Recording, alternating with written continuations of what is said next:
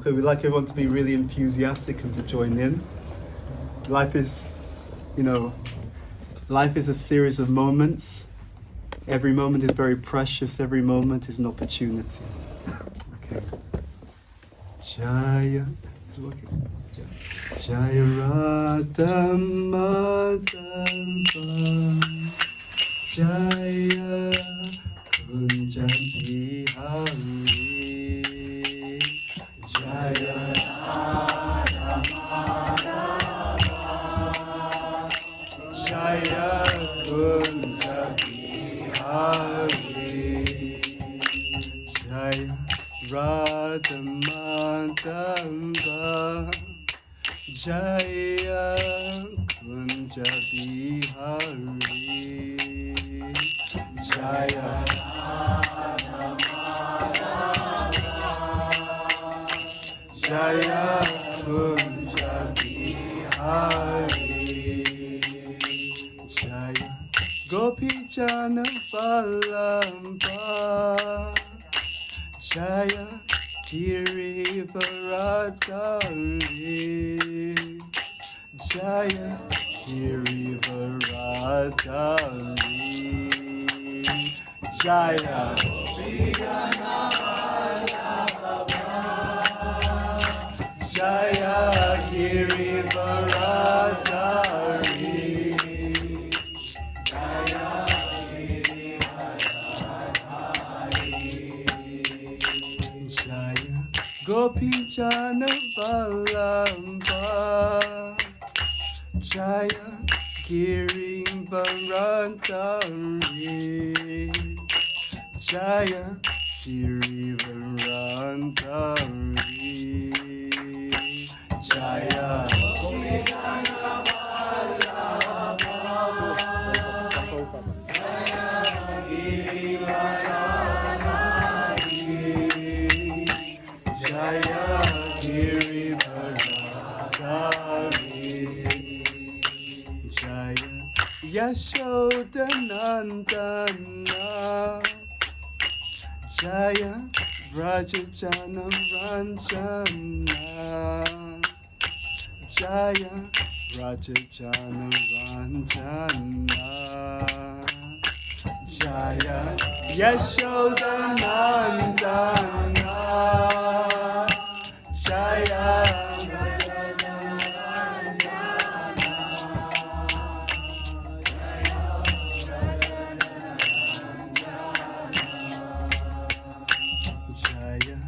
Yashodanandana. Jaya Vrajajana Ranjana. Jaya Vrajajana Ranjana. Everybody. Jaya Yashodanandana. Haribo. Jaya Vrajajana Ranjana. Jaya Vrajajana Ranjana. Jaya Yamuna Tiravana Chari. Jaya Kunja Bihari. Jaya Yamuna Tiravana Chari. Jaya Kunja Bihari. Jaya Yamuna Tiravana Chari. Jaya Kunja Bihari. Jaya Yamuna Tiravana Chari. Jaya Kunja Bihari. Jaya Radha Madhava. Jaya Kunja Hare. Jaya Radha Madhava. Jaya Kunja Hare. Jaya Radha Madhava. Jaya Kunja Hare. Jaya Radha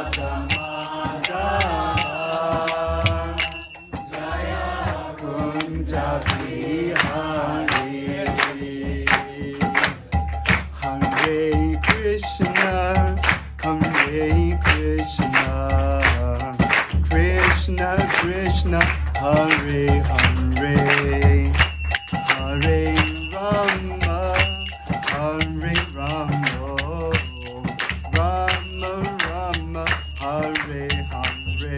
Everybody, Hare Krishna, Hare Krishna, Krishna Krishna, Hare Hare, Hare Rama, Hare Rama, Rama Rama, Hare Hare, Hare Krishna, Hare Krishna, Krishna Krishna, Hare Hare, Hare Rama, Hare Rama, Rama Rama, Hare Hare.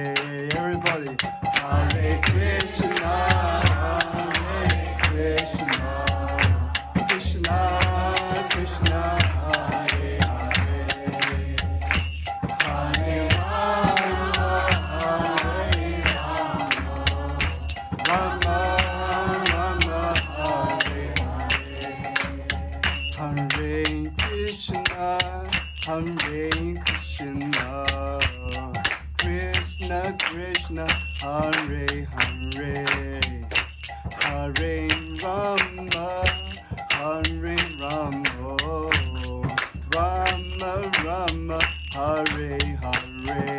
Louder. Hare Krishna, Hare Krishna, Krishna Krishna, Hare Hare, Hare Rama, Hare Rama.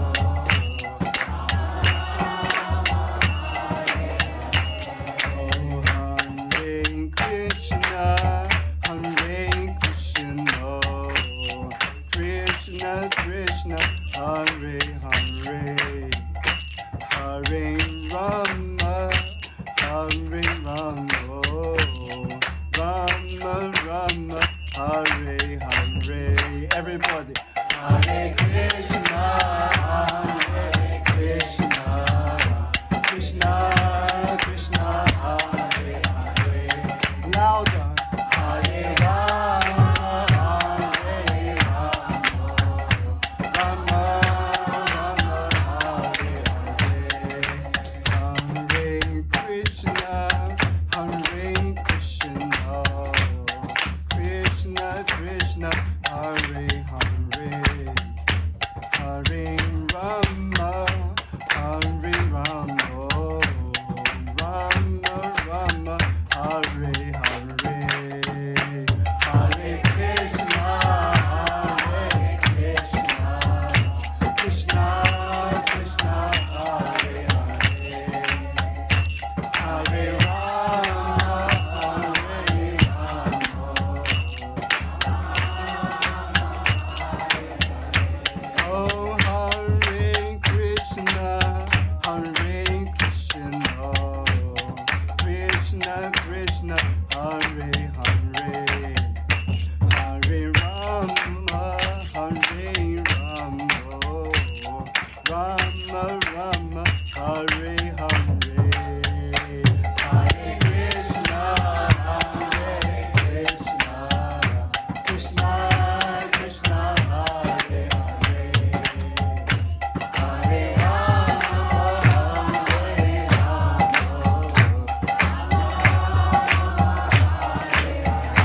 Jaya Prabhupada, Prabhupada Jaya, Prabhupada Jaya, Prabhupada Jaya, Prabhupada, Prabhupada Jaya, Prabhupada, Nitai Gora Harimbo, Harimbo, Harimbo, Nitai Gora Harimbo, Nitai Gora Harimbo, Harimbo,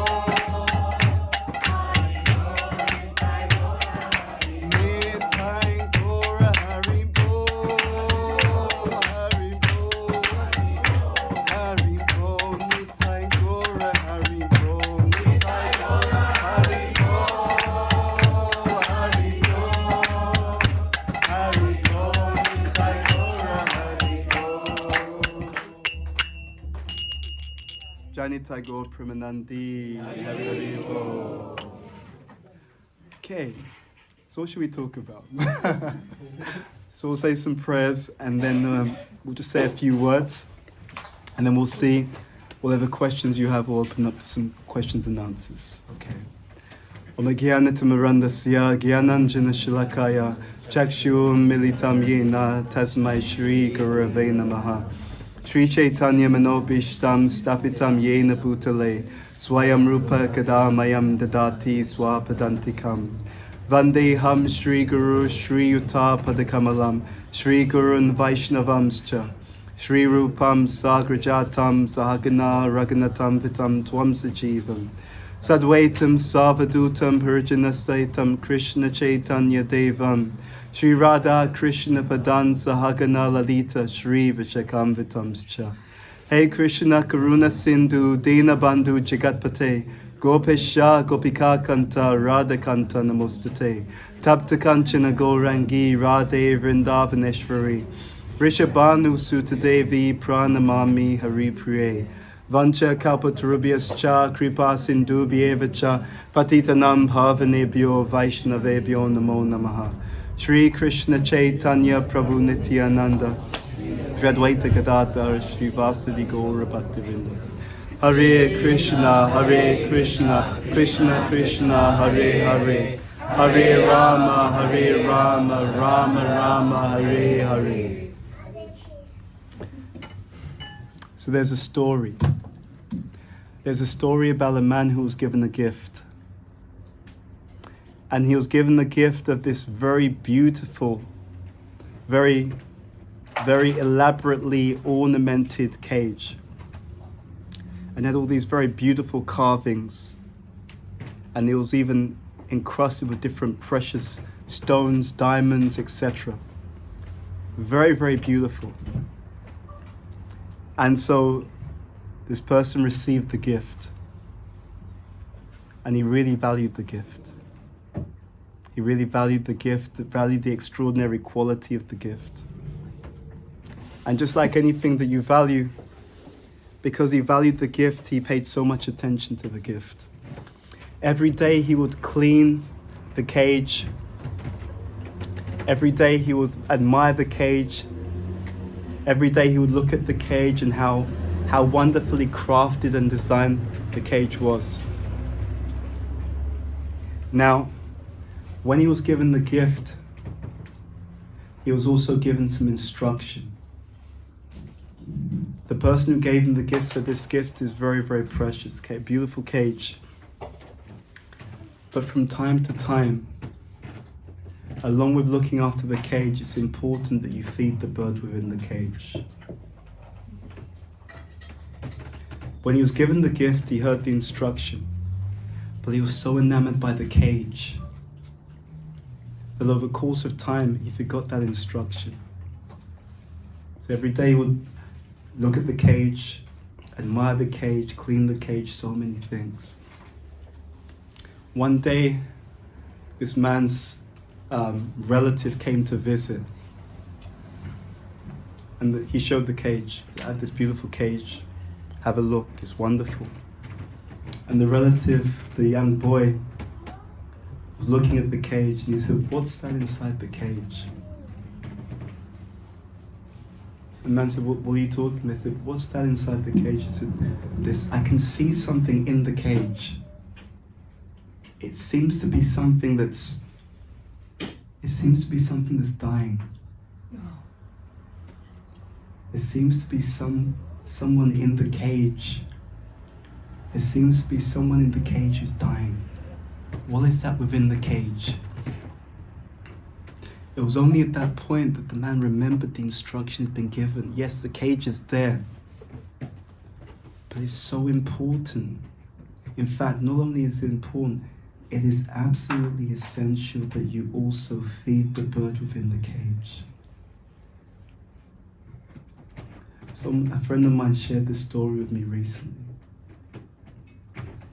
And I was meditating on the story. And I was meditating on how this story is a metaphor for our existence. We all have a cage. And the way that the modern world is, it can easily hypnotize us into giving so much attention to the cage. Every day we see the cage, right? Many people nowadays, they'll take a selfie of the cage, right? The cage selfie. But there's something inside this cage. There's something inside the cage. The cage is a house or a shelter for something which is more valuable than the cage itself. The cage is amazing. It works in some amazing way. It can perform some amazing features and functions. But there's something more valuable within the cage. And just like this man who was given this gift, he was given a gift, but he forgot the instruction that went along with the gift. The cage is there, but it is absolutely essential that you feed the bird within the cage. So ladies and gentlemen, this is the story of our lives. This is the story of our lives. The difficulties in this world, I'll be so bold as to say, every difficult and every challenge that we've ever faced in this world is due to one reason. I repeat that. Every difficulty, every challenge, every heartbreak we've experienced in this world is due to one reason and one reason only. All the disappointing dynamics of the world are due to individuals who are not happy. There's a term in psychology. They call it social contagion. Okay? The idea behind social contagion is that whatever people are experiencing very strongly, other people will pick that up. So, in a world where there's so much focus on the cage, while the focus is on the cage, there's something in the cage that starts to die, or at least becomes inactive, dormant. And when that bird in the cage becomes inactive or dormant, then what happens is the cage in one sense just becomes an empty vessel. The bird in the cage represents us, represents actually the soul, the true self. In the extraordinary teachings, of Krishna consciousness, Bhakti Yoga, there is a very beautiful verse which is a revolution in the idea of religion. There is a verse in the literature called the Bhagavad Purana where it is stated, Ahoituki apratiyata yayatmasu prasidati. And this verse is a revolution in what we call religion. Why?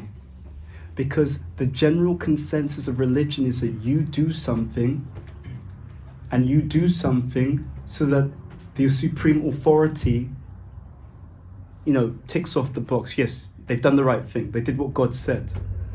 This verse is a revolution in religion because it says that devotional service to the Supreme Person, must be unmotivated and uninterrupted. And then it says why? In order to completely satisfy the self. Isn't that interesting?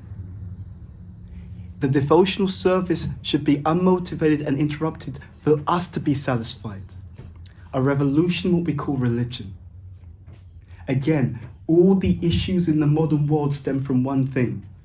All the issues in the ancient world stemmed from one thing. People who are not happy.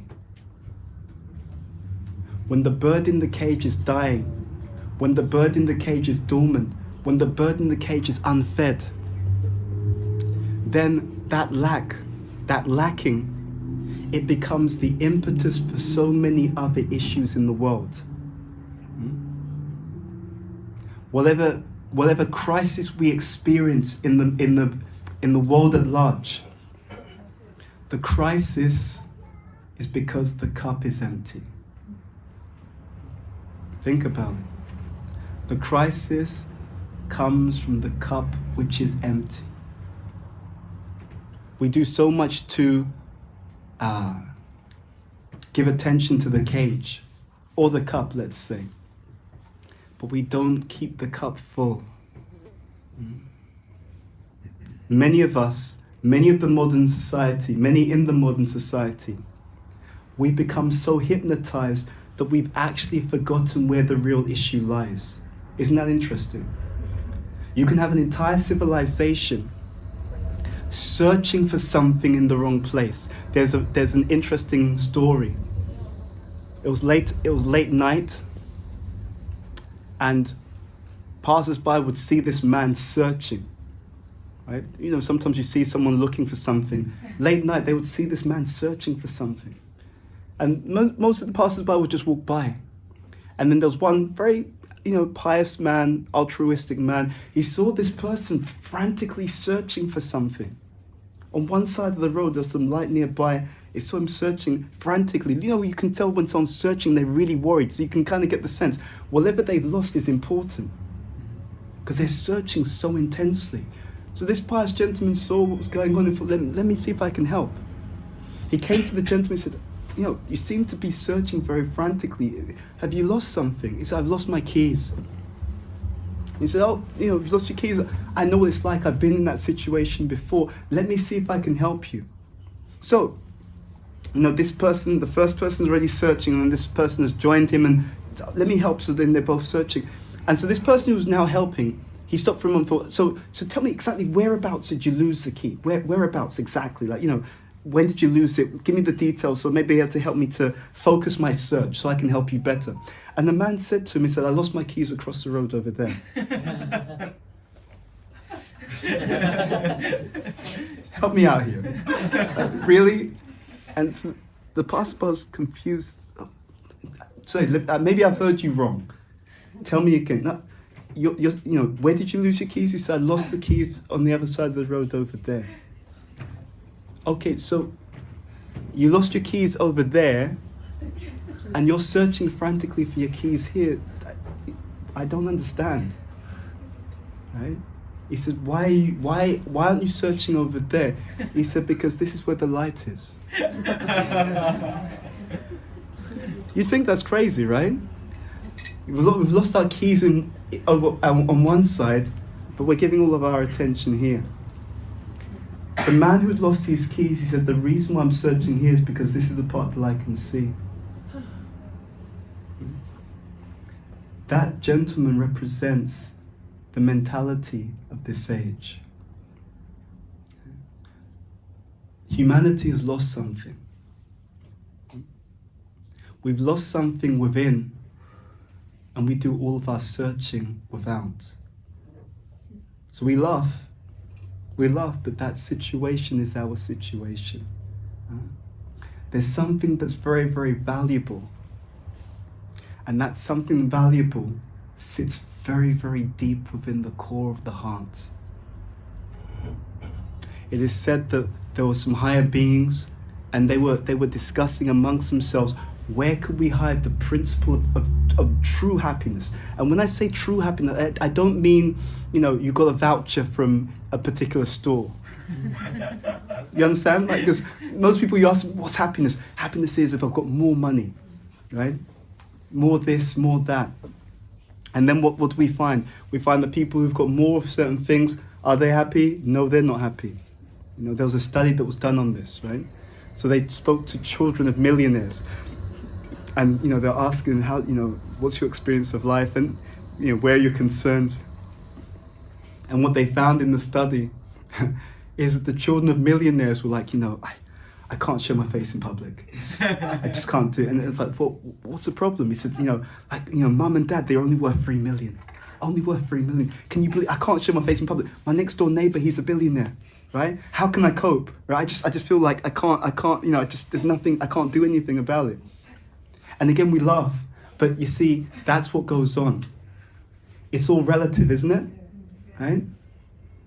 Everything we get something, and then very interesting, very subtle. Instead of comparing ourselves with where we were before, we compare ourselves with the people who've got more than us. You see? And the people who've got more than us, they compare themselves with the people who've got more than them. Isn't it interesting? In the scriptures, it talks about the heavenly planets and talks about how they live for so many years, right? You've read that? Lord Brahma lives for, so many billions of years. Different demigods, they'll live for so many billions of years. And sometimes we always will think, you know what? I'm only 30. What's going on? Like, if I do well, it'll be 100 max. What would it be like to live much longer? But then amongst that platform, that's normal. You see? Sometimes people live in countries where there's very little material facility and they dream about coming to the West. Come to the West, I'm going to make it in America. Like that. This idea. But people in America, they think, this is terrible. I want to, I should be moving to Beverly Hills. I want to make it in Hollywood. So wherever we are, isn't that interesting? Wherever we are, we're always comparing ourselves to some other situation. And so what we don't notice is we always maintain that sense of feeling incomplete, unhappy, lacking in something. So there were these higher beings. And they were discussing amongst themselves, we need to find a place to hide the secret of deep happiness. The real secret of deep happiness. They decided to discuss, where can we hide it from humankind? One of them suggested, I've got it. What we should do is we put the secret of happiness at the peak of the highest mountain. Right? Just right at the top. Highest mountain, put it there, well away from human beings. And they thought, no, these pesky humans, at some point they'll scale that mountain and they'll discover the secret of happiness, the secret of deep joy. They discuss further. I've got it. I know what to do. We will hide the secret of deep joy right down in the depths of the deepest ocean. Got it. Again, they decided to discuss, and they came to the conclusion it's not a good idea. Eventually, human civilization, they'll go down into the depths of the ocean, and then again, they'll find the secret. So there was one of these higher beings, a particularly thoughtful entity. He was just listening to all the conversation going on. And then at one point, it struck him. He said, I've got the answer. I've got the answer. I know where we can hide the secret of real happiness. And all the other beings, like we've discussed so many things. I mean, what's your next suggestion then? What's the other suggestion? I've got a solution. So I know where we can hide it, that they will never find it. And he said the answer is we should hide the secret of genuine happiness within the human being themselves. And he said that the reason why we should hide it within the human being themselves is that it's the one place that they will never think to look. The one place that they will never think to look. There's a wonderful poem I read when I was young. Strive not to banish pain and doubt in pleasure's noisy din. The peace thou seekest from without is only found within. I used to be into magic. And so I used to watch all these magicians and try and figure out how do they do these tricks. So I read a book many years ago. The book was called The Secret of Genius. And in the book it was talking about how to figure out how these magicians do their tricks. And the book gave a very powerful clue. The clue was, it said, if you want to understand how a trick is done, the first thing you need to do is look and see where is your attention being directed. Isn't that interesting, right? You see where is your attention being directed. And once you're clear on where your attention is being directed, you look elsewhere. And he said, as long as you do that, you will, in 9 cases out of 10, you'll be able to figure out how that illusion, how that trick is being maintained. So I thought, let me try it. Let me test it out. So there was a famous magician. Some of you remember him. And he went through the Great Wall of China. Right? So he would do this trick. And so I was watching it on television these are decades ago. And I was watching it and I was paying attention. Where's my attention being directed? And then when I saw where my attention was being directed, I looked everywhere else and I was able to figure out how the trick was being done. And I was thinking more and more that is an analogy that we could really use in our lives. The way that the modern society is shaped is very much designed to pull our attention outwards, isn't it? Right? You know, there's now filters on everything, social media. So my wife showed me an image of someone yesterday, and you had the picture of them before and after they'd kind of done all kinds of things, and it was a huge difference. I mean, I'm telling you, they must have lost about 40 years in age just by the two pictures. And she showed me, she said, it's the same person. I was like, no way, it can't be. And she's like, wait, it is the same person. It's the same person, but the filters and different things. And I was like, wow, isn't that amazing? Right? Isn't that amazing? And the way that technology is, you can change things you can even change things to such an extent that you can have someone speak something that you've never said, but they'll speak it in your voice, right? So cloning the voice. So many things. So our attention is being directed outwards. The appearance of things, the form of things. But Krishna consciousness is giving a very powerful message. It is saying, yes, there are so many forms, but along with form, we must have substance.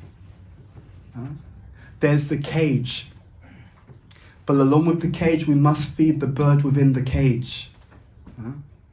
There's a cup, but no matter how wonderful the cup is only valuable if the cup is full of something which is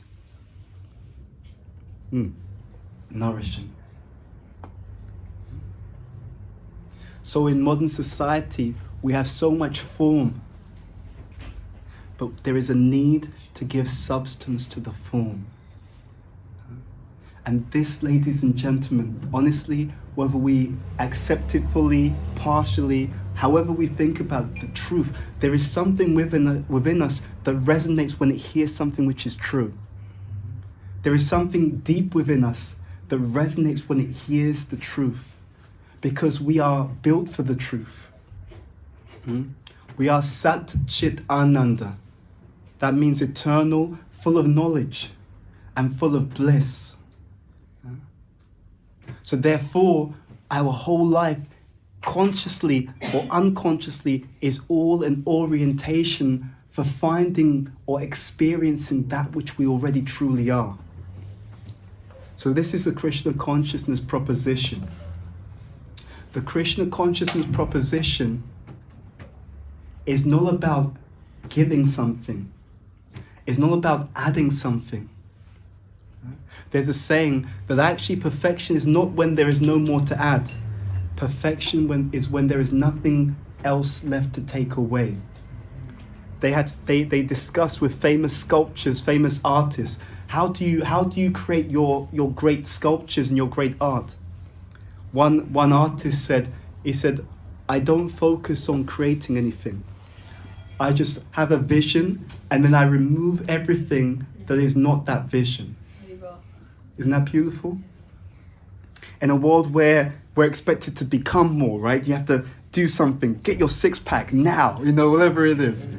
In a world where we're expected to become more, get your implants, get your this done, that done. The Krishna conscious message is saying something very, very different. Perfection is not when there is nothing more to add. Perfection is when there is nothing more to take away. Isn't that beautiful? It means what you truly are is the perfection. What a beautiful message. What you are is the perfection. And therefore we want to remove what we are not, to let that perfection shine through. We all have experience when our cup has felt full.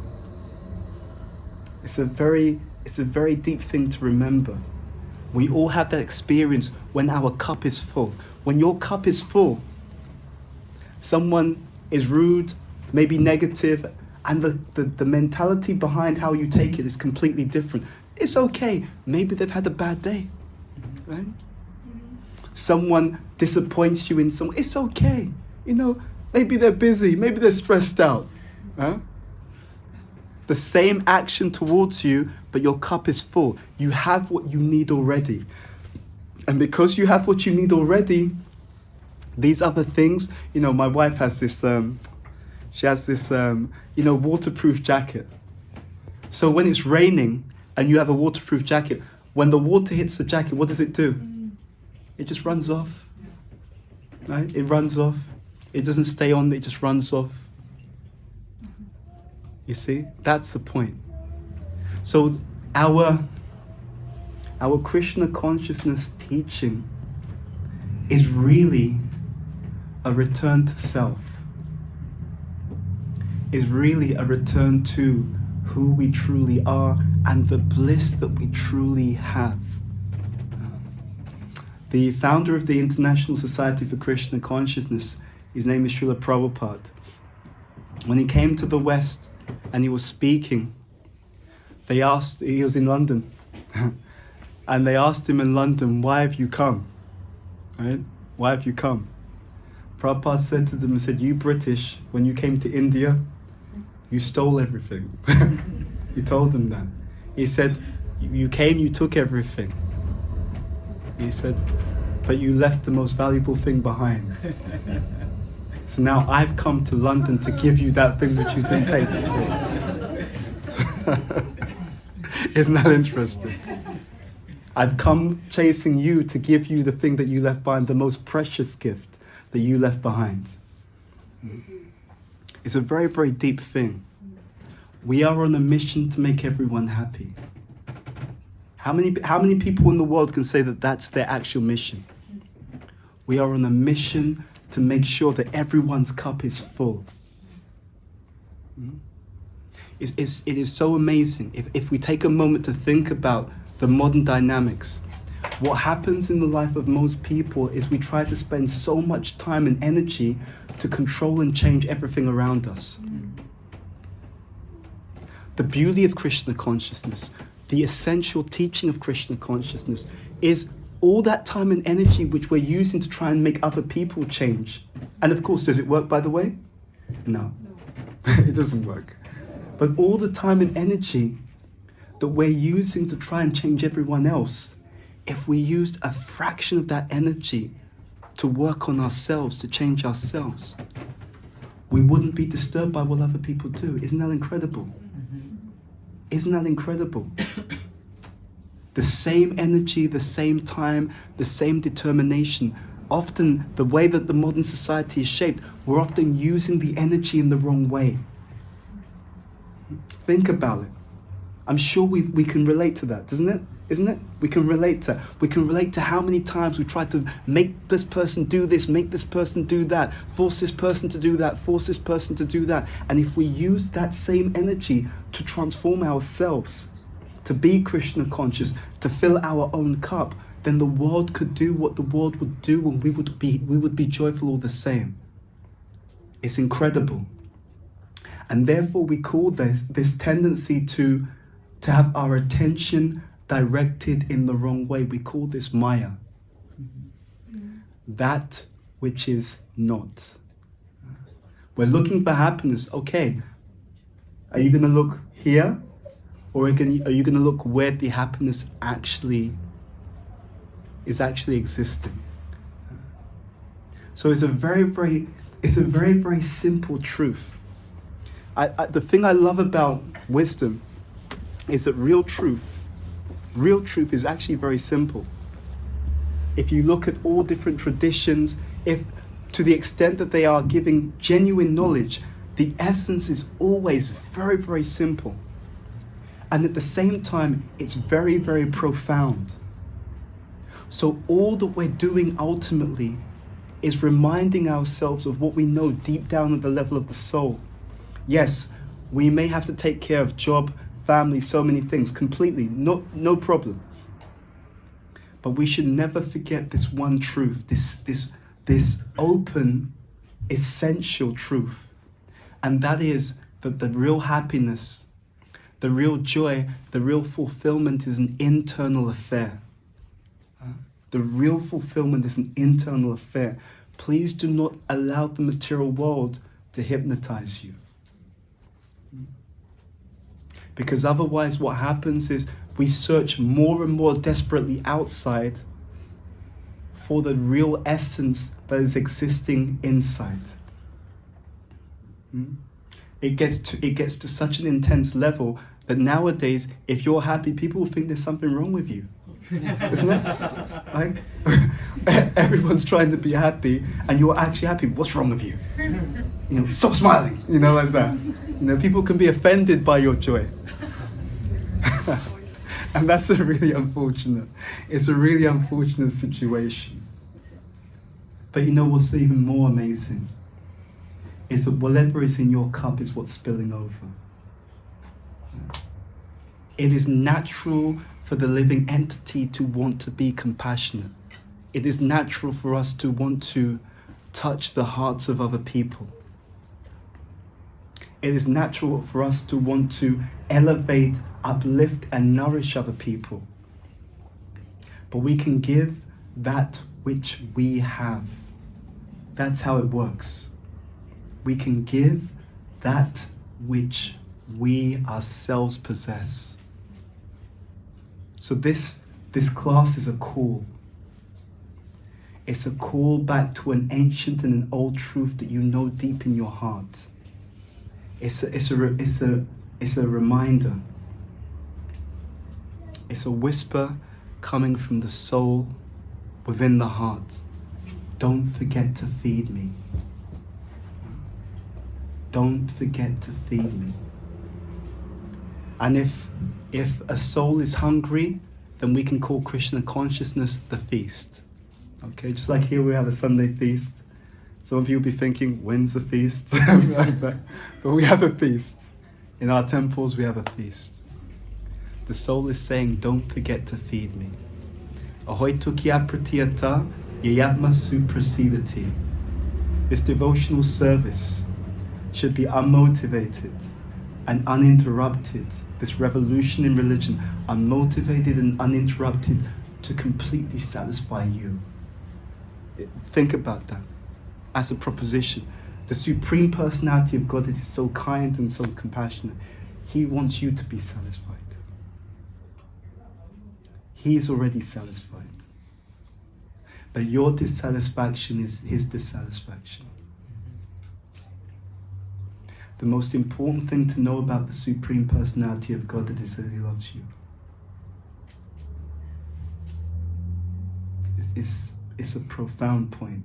So don't forget that. You're not dealing with just someone who's an authority, but there's a personality behind the position. The most important thing to know about the Supreme Personality of God is that he loves you. And he's watching and seeing all the different challenges that you have, that you think that no one else sees, that you think that no one else understands. He sees and understands even better than you do. Jai Shri Shri Jagannath Baladev Subhadra Maharani. Jai Shri Shri. So in this Krishna consciousness movement, it is a feast for the soul. It is a feeding of that bird. It is how the cup remains full. And you can guarantee one thing. Every single one of you are going to change the world.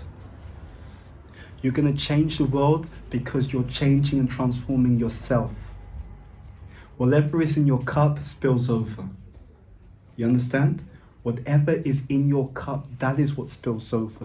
So do not think that becoming Krishna conscious is some separate affair. You are affecting so many more people just by your own endeavor to hear the holy names of Krishna sincerely. To hear and reflect on the teaching sincerely. To offer that teaching, this this culture, this mercy to other people sincerely. So we want to have this joy. We want to have this fullness. We want our cup to be truly full. And if your cup is full, you can guarantee that you will raise everyone, because just as your joy is powerful, your joy is actually contagious. And that is the problem with the material world. People whose cup is empty, it is that emptiness that leads to all the other issues that you see in human civilization. All the divorces are due to an empty cup, right? All the crimes are due to an empty cup. All the greed, manipulation is due to an empty cup. So we must show society how to keep their cup full. We need to do it for ourselves first. And if you do it for yourself, you won't even need to say anything. Just your presence will immediately alert people to the fact that it is possible to fill their cup. And that is the greatest opportunity. Okay, so let us stop there. Questions, comments?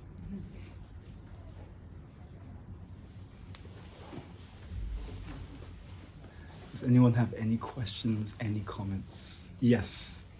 I wanted to know, what is the meaning of achieving inner balance in life?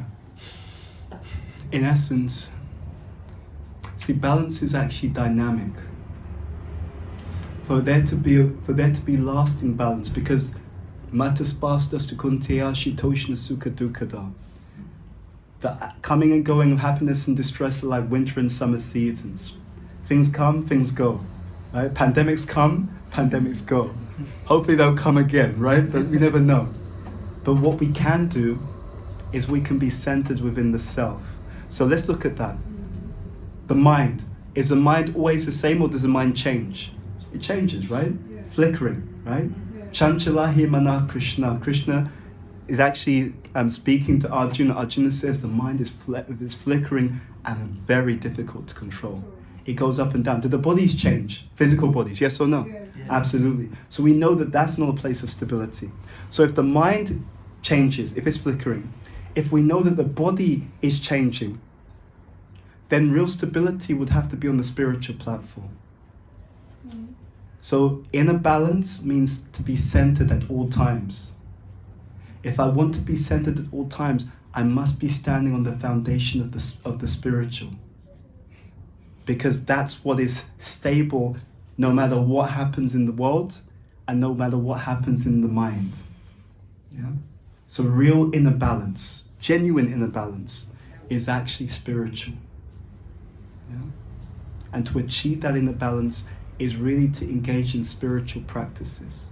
In the Krishna conscious or bhakti tradition, we emphasize the chanting of Krishna's names. Hare Krishna, Krishna Krishna, Hare Hare, Hare Rama, Rama Rama, Hare Hare. You go into any of these temples, you'll hear devotees chanting. Is it because they don't know the lyrics to other songs? No. It is this mantra. Man means mind, tra means to deliver. This sound vibration, it brings one to the spiritual platform and it feeds the soul. It actually awakens the soul. It awakens that within us which is always stable, always centered, and always balanced. And that is therefore the way to achieve inner balance. That'll answer your question. Thank you for a very intelligent question. Thank you. Any other question or comment? Yes. So my question is related to your example of the lost key. Yes. Very good. And so can we say that humans put the Maya under light so that to manipulate people to search for keys in the Maya rather than in divine? You could say that. You could even go so far as to say, we put ourselves in Maya. There's a story in the Bhagavatam. One king is trying to understand the nature of illusion. So the king has many different advisors, and they try to give different answers. And the king's not satisfied with any of the answers. And then one of his topmost advisors says, King, I will show you the nature of Maya. And so this advisor goes into the courtyard. He gets his arms. He goes up to a tree. He puts his arms around the tree, right? So the trunk of the tree is here, and he puts his arms around the tree like this. And then the advisor starts shouting, let me go, let me go, let me go. And he tells the king, he said, this is the nature of Maya. It's not that Maya is holding on to us, we're holding on to her. In one sense, you could say that real wisdom is to convince the person to give up suffering. I'm listening to these wonderful classes on Patanjali's Yoga Sutras, which is a very ancient yogic text. And I was listening to one class yesterday, and the point that was being made is there's a term called klesha and aklesha. Right? This is in the Yoga Sutras. And the speaker was explaining that what it talks about a different material phenomena. Some material phenomena give immediate suffering, and other material phenomena give suffering a bit later on. Interesting, right? So you say, well, how does that work? Let's say there's some, let's give an example that's even more poignant.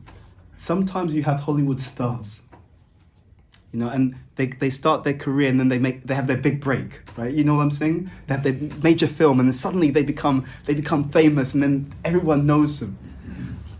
Does it last forever? So what happens is you have this advent. So they start off unknown, because that's how everyone starts. Then they become some big star. They don't stay there. What's going to happen? Some other unknown person is going to become the next big star, isn't it? So what happens is, now that you're a big star, you're at the height of your career. Everyone knows you. You're getting the best opportunities for films. After that, after you reach your peak, where else can you go? You have to go down, right? So then when you start going on your way down, you're going to see the next big star coming up. And how does that person feel when they start to see that they're no longer getting the best opportunities, they're no longer being paid the most money, their career is going down, and they see someone else is coming up? How do they feel? They feel frustrated, envious, jealous, unhappy. But is it inevitable? It was in one sense inevitable. You were never going to be Tom Cruise is not going to be the big star forever. He's going to die, right? There's something going to happen, right? Other people are going to come forward. Beyonce is not going to be the top singer forever, right? There's always going to be someone who's coming up, because that's how she came. Someone was big before her, she came. You see? And then someone will come after her. No one stays there. So to the extent that the person is used to all the attention and the adoration and yes, everyone looks at me and everyone's wondering what I'm doing, to that same extent, when they go down, they're going to be completely devastated. You sometimes see it gets so bad that the person tries really hard to keep getting attention, isn't it? Mm-hmm. You sometimes hear about stars and it's kind of like, okay, now it's going a bit over the top now, right? I won't mention names, but you sometimes see stars and they're way past their heyday, but they're still trying to act a certain way, look a certain way to get attention. You're thinking, you really do need to calm down. Yeah? So that's the point. These things are inevitable. Things will never ever stay the same. So what we want to do is look in the right place. To your point. So we're agents of illusion until and unless we understand where the truth is. We're agents of illusion until we understand and live according to the truth. But we're agents of illusion or agents of light. If we're living the truth and if we're experiencing that joy ourselves, then we become agents of light. Because just by the example that you have, and just by the joy and the consciousness that you've developed, you automatically send a message out to other people that there is more to life than just materialism. So we can choose to be either agents of light or agents of illusion.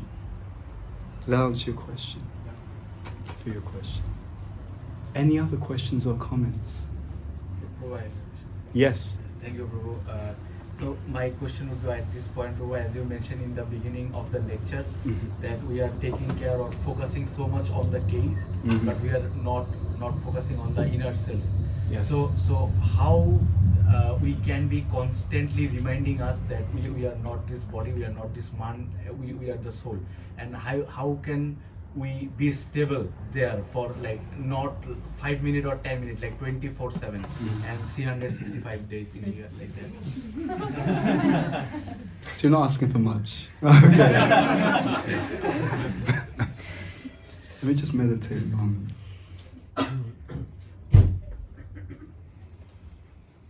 Yeah, there's one word, desire.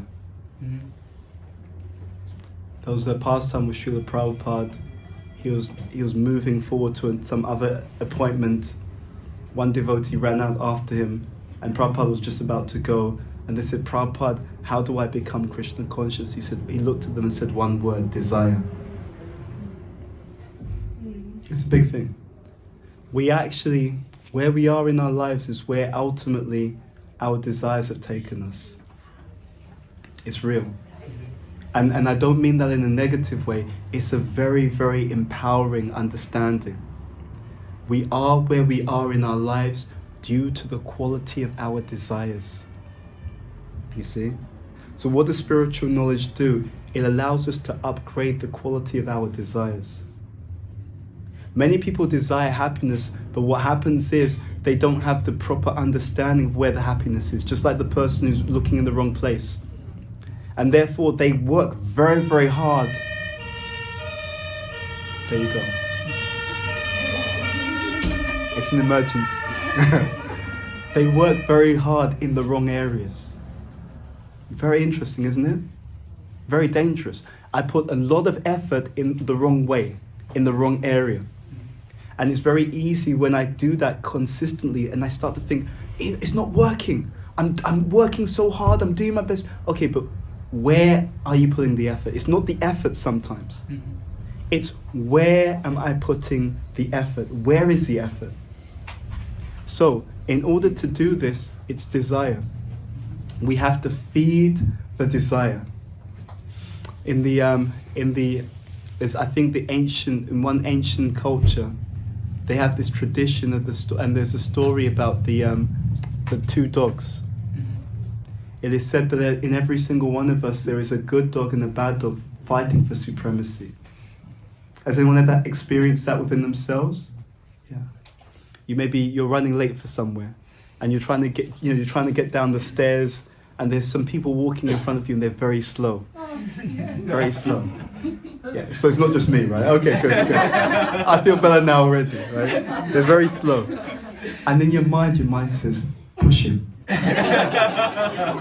Isn't it? Or is it just me? Okay. Okay, we're all in the same page. Good. So your mind says push him. And someone who's weak-minded, they'll do it. They'll actually do it. So, but there's another part that says, no, you can't push that person. They're innocent. Come on. Politely ask them if they can step aside so you can move forward. So there's a good dog and a bad dog within every one of us. And the question then becomes, which one of them will win? And I think this is a very powerful analogy for us. The answer is whichever one you feed the most. If we feed sincerely, I mean really, you have to want this, and you should want, and actually, you have to want this, but if you know what it is, you want it. That's another trick of Krishna consciousness. If you really understand what Krishna consciousness is, you'll want it. So those who don't want it don't understand what it is. Right? They say that Krishna consciousness is like the mafia. Once you join, you can never leave because you know too much. Right? If they don't want it, it means that they don't know what it actually is. It's real. So these two dogs fighting for supremacy, which one will win? The answer is whichever one you feed the most. We can feed the desire. If we associate with devotees like we're doing now, you feed the desire. If you associate with the devotees attentively, you make the desire much stronger, by the way. That's a secret. We read the books, we feed the desire. If you read the books and really pay attention, the desire becomes much stronger. You serve sincerely, develop the desire.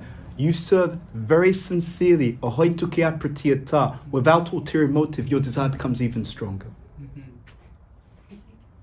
So there's quality, quantity, consistency. In the Srimad Bhagavatam it says, Nityam Bhagavata Sevaya. The regular attendance in the classes of the Bhagavatam, Nityam Bhagavata Sevaya.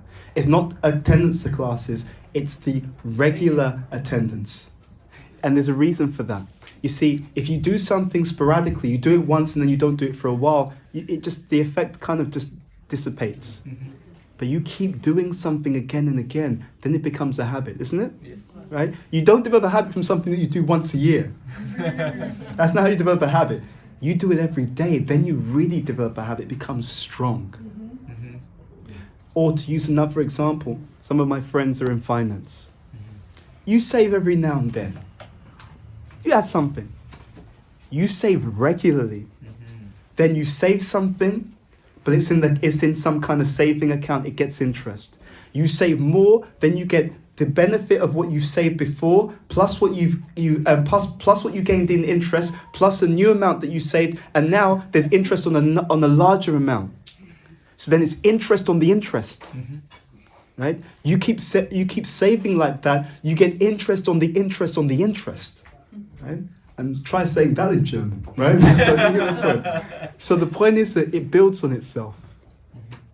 That's how we make it something that becomes consistent in our consciousness. It starts with desire, and then that desire has to be developed. So we should develop the desire for the divine. Okay. Okay, thank you. Any other question or comment, please? Okay. Yes. Thank you so much, Prabhu. I want to ask, how can I help someone who doesn't want to be helped? Like, I know, I have an idea because it's my false ego telling me I want to help and I would like to give it to Krishna, but still there's something like, oh, I think I know the way and I know what it would serve him. So yeah, I wanted to ask. How can I help someone who doesn't want to be helped? It's a good question.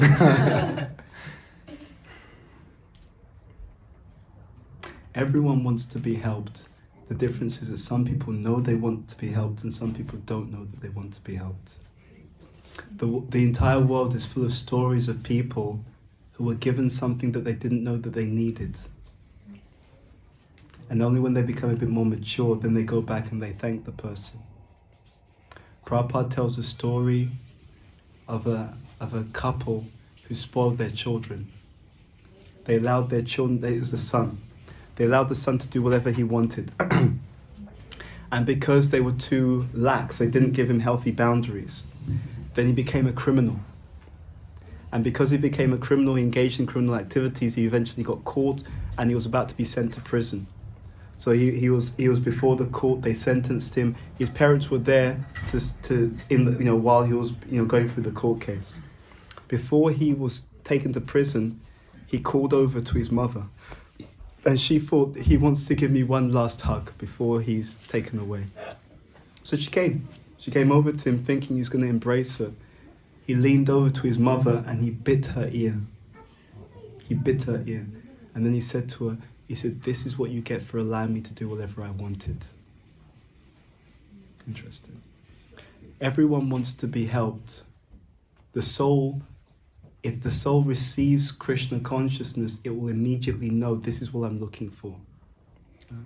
But the soul at the moment is covered by the material conditioning. So on a conscious level, a person may or may not appreciate what is done, which is what is offered to them spiritually. Does that make sense? Okay. Now this is something very interesting. What we have to do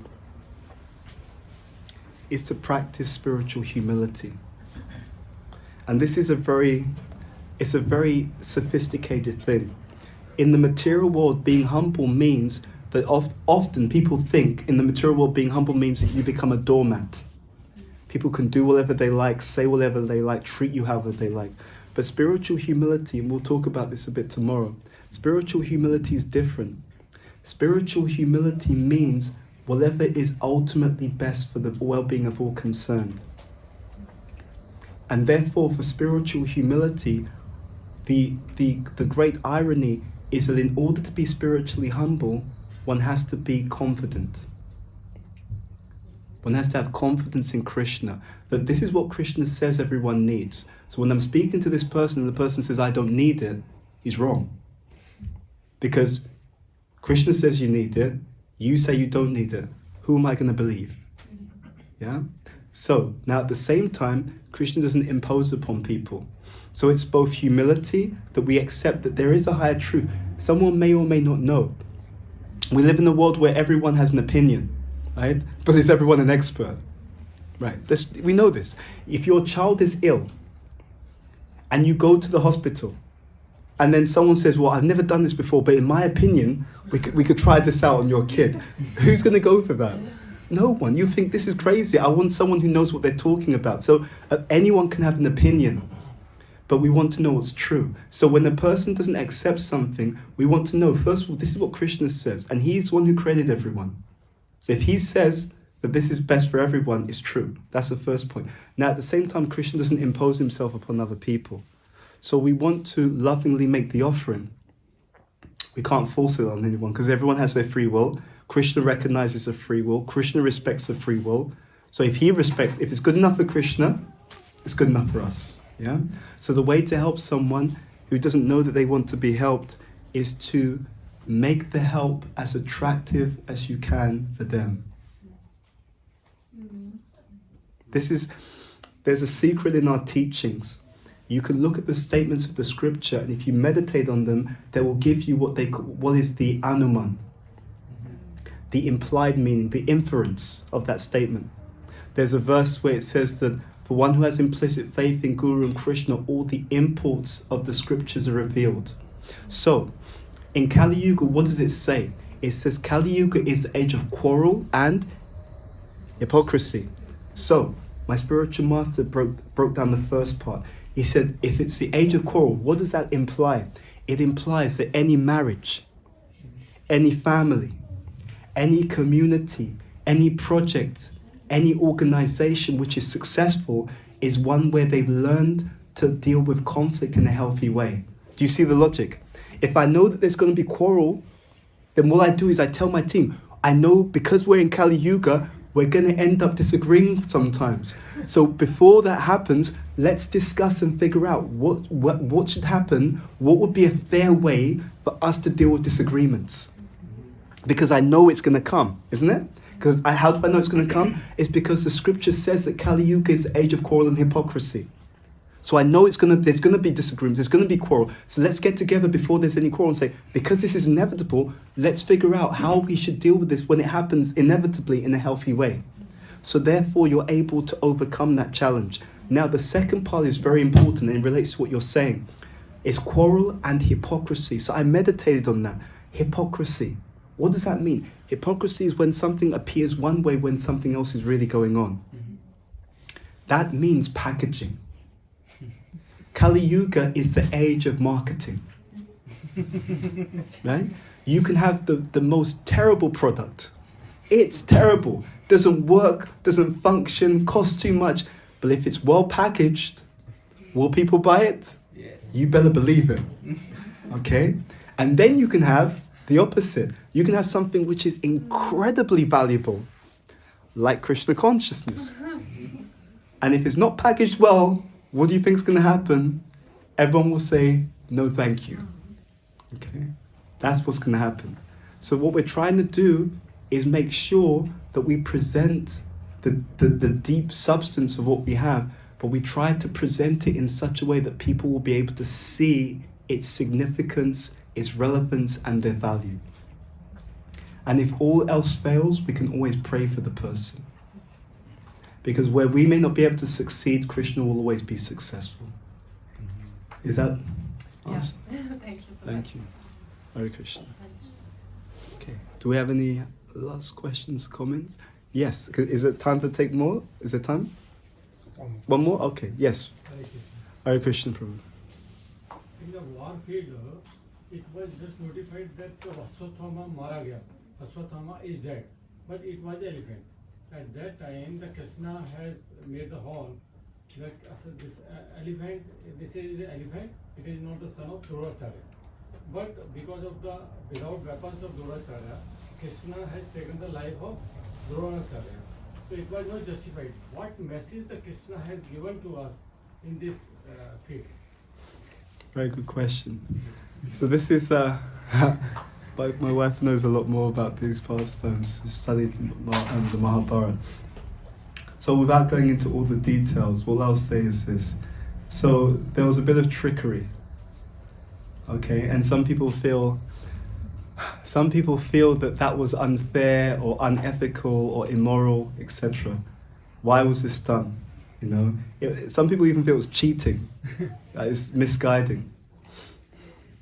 In the Bhagavad Gita, Krishna says, Aham savasya pravavo mata savam pravartate iti matva bhajante mam Bhuta Bhavana samambitaha. He says, I am the source of all spiritual and material worlds. He says, everything emanates from me. He said, the wise who know this engage in my devotional service. Without going into all the detail, Krishna's direction is always for the best, in the best interest of everyone. And actually, everyone and everything belongs to Krishna. So it is similar to saying why someone complains about the way that you arrange your own home. But the home is actually yours, right? Someone complains about the way that you interact with your, let's say, home is better. Let's keep that example. Someone complains about the way you interact with the things in your home, but they don't actually understand that you have a plan for those things. So what is seen to be negative externally is actually the most beneficial in the long term. To use the analogy that we used this morning, the child is going to go through some pain. Your child is about to go to another country. So you actually end up making sure the child has to visit the doctor and they have to take some kind of medicines to make sure that when they go to that other country, they'll be safe. Someone who doesn't know medicine, they look at what you're doing to your child. How could you do this? How could you force your child to take this medicine? Look, the child doesn't want to take this medicine. How could you force your child to have these injections? Look, your child is crying. They feel discomfort. But that's superficial. What they don't understand is there's a higher purpose. There's a higher purpose behind that activity. And you, when you're making that decision, you know you have a deeper understanding of what's good for that child. So when Krishna allowed that situation to take place, where people were misled, you know, and ultimately Dronacharya lost his life. When Krishna allowed that situation to take place, it was for the greater purpose of making sure that the righteous rulers, who were the Pandavas, would rule over the entire empire. And it was to remove the negative. They were called Asuric leaders, Asuric kings, who were irreligious, adharmic, who had wrongfully tried to take over the kingdom. There's a whole, pastime, the dice match, and the Kauravas and so on, who had tried to kill the Pandavas under various circumstances. Tried to burn them. I mean, think about that. We hear about this as a pastime, but think, someone's tried to actually trap you in a house and burn the entire place, that you'll actually die by burning. It's such a harsh, such a malicious, it's not even just trying to get rid of someone, it's trying to make them really suffer and torture them to get rid of them. So through all these intrigues, the Pandavas, they were so righteous. They went into exile. They actually didn't become retaliatory. The only time that things changed is when Draupadi was being disrobed. Because the Pandavas were so righteous, they tolerated for themselves. But now you're insulting a chaste woman. Now we're going to kill you. It was only at that point they decided, right, that's that. Now you've crossed the line. For us, we'll tolerate. But now, if a chaste woman is being disrobed, we're going to come and destroy everything. We'll destroy you and your kingdom. So that's what led to the battlefield of Kurukshetra. And ultimately, Krishna didn't fight. He didn't fight, but he allowed and facilitated the righteous rulers becoming the emperors of the kingdom. Yeah. So we'll stop there. Thank you very much. Hare Krishna. Srila Prabhupada ki Jai. Hare Krishna. His guest Bhuta Bhavana Prabhu ki Jai.